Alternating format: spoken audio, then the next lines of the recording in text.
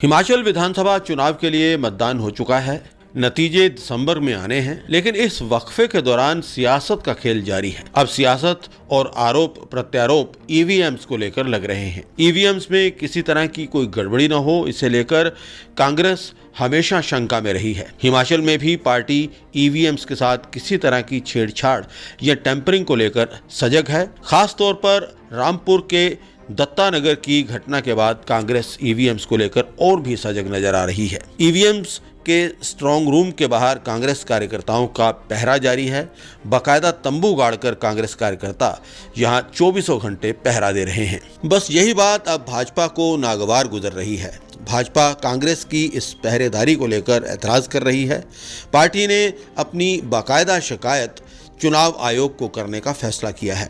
भाजपा के नेता गणेश दत्त ने इस सिलसिले में कहा है कि कांग्रेस ने स्ट्रांग रूम के 200 मीटर के दायरे के अंदर टेंट गाड़ रखा है, जो सीधे तौर पर चुनाव आचार संहिता का उल्लंघन है। भाजपा नेता का आरोप है कि कांग्रेस को हार सामने नजर आ रही है, जिसके चलते ईवीएम्स की गड़बड़ी का बहाना बनाया जा रहा है। वो जो है स्ट्रांग रूम के बाहर लगाए हैं और आप उसका विरोध कर रहे हैं, क्या है सर? पूरा मुद्दा बताएं। वास्तव में जब कांग्रेस पार्टी के सिर पर हार मंडराती होती है तो कांग्रेस पार्टी कुछ न कुछ नाटक करके और इस तरह का एक षड्यंत्र करके वातावरण खराब करने का प्रयास करती है। वही सिलसिला उन्होंने दोबारा से चालू कर दिया है। हमारी सूचना के अनुसार कई जगह जहां स्ट्रांग रूम है उसके आसपास वो तंबू लगा करके ये दिखाने का प्रयास कर रहे हैं कि शायद ईवीएम के साथ छेड़खानी हो सकती है या कुछ और हो सकता है। लेकिन जब भी कांग्रेस पार्टी ने इस तरह के आरोप लगाए और उनको मुँह की भी खानी पड़ी है और ईवीएम के साथ कभी भी कोई छेड़खानी नहीं हो सकती है, कोई कर नहीं सकता है, इस बात को जो उससे तकनीकी दृष्टि से जो लोग जुड़े हैं उन सभी ने उस बात की पुष्टि की है। लेकिन एक स्ट्रांग रूम के बाहर 200 गज की दूरी पर किसी की मूवमेंट, किसी को आने जाने की अनुमति नहीं होती है। तो हमारी सूचना के अनुसार कुछ जगह कांग्रेस पार्टी के लोग जो स्ट्रांग रूम है उसके बिल्कुल नज़दीक पहुंच रहे हैं और जो चुनाव आयोग का जो निर्देश है 200 मीटर की दूरी तक कोई प्रवेश न करे, उसका सरेआम उल्लंघन हो रहा है। तो इस संबंध में हम लोगों ने काफ़ी चर्चा करने के पश्चात इस निर्णय पर पहुंचे हैं कि चुनाव आयोग के समक्ष इस बात को लाया जाए और उनके संज्ञान में ये बात लाई जाए कि जो चुनाव आयोग के खुद के निर्देश हैं, स्ट्रांग रूम के बाहर 200 गज की दूरी पर उससे बाहर कोई रहे, उसके अंदर कोई नहीं आ सकता, ये नियम है, तो उसका पालन नहीं किया जा रहा है। तो हम एक शिकायत उनके समक्ष कर रहे हैं और उसमें ये मांग करेंगे कि जो इस तरह का वायलेशन कर रहे हैं चुनाव आयोग के निर्देशों का, और उनके खिलाफ सख्ती से सख्त कार्रवाई होनी चाहिए।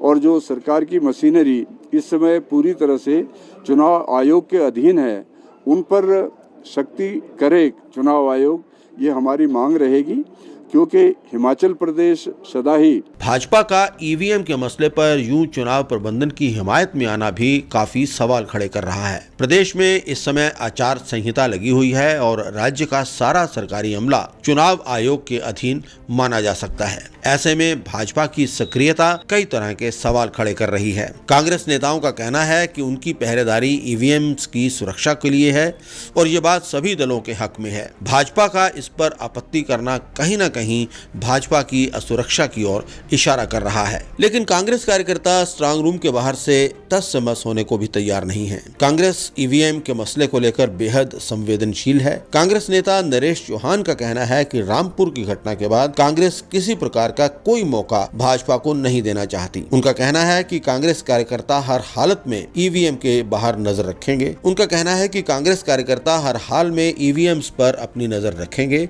और कोई गड़बड़ी नहीं होने देंगे। चौहान ने भाजपा पर भी निशाना साधा है। उन्होंने कहा है कि अगर भाजपा के मन में कोई चोर नहीं है तो फिर उन्हें पहरेदारी से डर कैसा। देखो, इसमें बड़ी साफ सी बात है। जो घटना रामपुर में हुई थी, जिसमें प्राइवेट गाड़ी में जो है ईवीएम जा रही थी, चाहे स्टाफ भी साथ साथ जो इलेक्शन ड्यूटी पे था, उसको लेके लोगों के मन में शंका थी। वो इंक्वायरी हुई, उसके बाद उसके ऊपर कार्रवाई इलेक्शन कमीशन ने की है, वो अलग इशू है। लेकिन हर बार हर चुनाव में चुनाव लोकसभा का हो, चाहे चुनाव किसी राज्य का हो, विधानसभा का हो।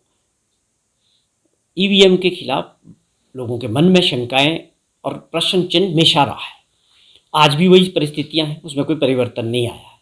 कांग्रेस का उस घटना के बाद कार्यकर्ताओं का एक फीलिंग है कि वो चाहते हैं कि अपने क्षेत्रों में जो सुरक्षा है उसको दृष्टि को लेके कुछ मंशा लोगों की ऐसी है कि भाई कुछ भी हो सकता है। लोगों की मंशा है, कार्यकर्ताओं की मंशा है, हो सकती है, क्योंकि मैं आपसे जैसे जिक्र किया इसको लेके हमेशा प्रश्न चिन्ह रहा है। तो इस वक्त हमने पहले भी कहा था कि इलेक्शन कमीशन को अपना पूरी जिम्मेवारी के साथ जो भी जिम्मेवार व्यक्ति है स्टेट के अंदर, स्टेट इलेक्शन कमिश्नर है या Bharat election commission of India की तरफ से अपनी स्थिति स्पष्ट करनी चाहिए कि जहाँ पर भी स्ट्रांग रूम्स है, जहाँ भी रखे हैं, वहाँ पर सुरक्षा का क्या इंतज़ाम है। क्या पुलिस के हवाले है या पैरामिलिट्रीज हैं या सीसीटीवी कैमरास लगे हैं, किस तरह की सुरक्षा जो है स्ट्रांग रूम्स के पास है। तो इन लोगों का विश्वास बनाने के लिए ये बहुत ज़रूरी था। लेकिन भाजपा इसमें क्यों इन्वॉल्व हो रही है ये मुझे भी समझ नहीं आ रहा। हमने तो ये भाजपा से या किसी से बात नहीं कही। हमारे लोग जहाँ भी बैठे हैं वो एक इलेक्शन कमीशन से या प्रशासन से इस बात को इंश्योर करना चाहते हैं कि जहाँ पर भी ईवीएम मशीन्स पड़ी है उनका जो सुरक्षा का इंतज़ाम है वो कड़ा होना चाहिए, वो चिंता का विषय नहीं होना चाहिए। तो भाजपा को इसमें कहाँ से दिक्कत होगी? उनका भी यही कंसर्न होना चाहिए। भाजपा को भी यही कंसर्न होना चाहिए कि उसकी सुरक्षा ठीक रहे। वो तो उनका जैसा हमारा कंसर्न है वैसा उनका होना चाहिए। पर उनको क्या दिक्कत है कि कांग्रेस के लोग अगर उसकी सुरक्षा को लेकर बात उठा रहे हैं तो भाजपा को इसमें दिक्कत नहीं होनी चाहिए। दूसरा सवाल है कि एक बहुत बड़ा गैप है। 12 तारीख को वोटिंग हो गया, 8 तारीख को काउंटिंग होना है, एक लंबा समय है। तो शंकाएं हैं मन में लोगों के। अगर आप समझते हैं कि उन शंकाओं को दूर करना है तो उसका समाधान ढूंढना चाहिए। अच्छे तरीके से सारी चीज़ बतानी चाहिए लोगों को और उन कार्यकर्ताओं की हमारा ये इस प्रकार की सुरक्षा और ऐसा कोई खतरे वाली बात नहीं।